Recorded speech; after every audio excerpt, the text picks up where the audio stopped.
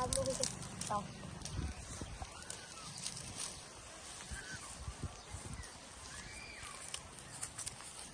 ដើររកសំសាណាទីនេះគិតដើររក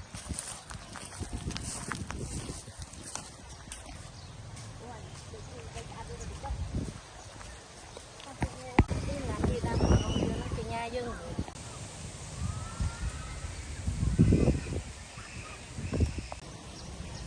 ហេអ្នកនាងអង្គុយធ្វើអុយតែអ្នកនៅទំនេរទេវាខ្ញុំអង្គុយធ្វើអីតែលោកខ្ញុំទំនេរតាចឹងអ្នកនាងវាសិក្សាដល់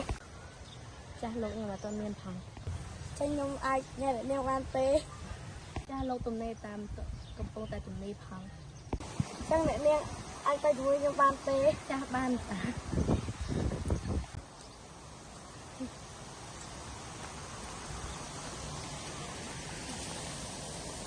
ហើយចាស់លោកបង្កើតទៅនឹងគេខ្ញុំទៅយ៉ាងម៉េចបើខ្ញុំមិនទាន់មានសង្សារផងចាំមិនរងគេទៅដឹងរងអ្នកណាគីផង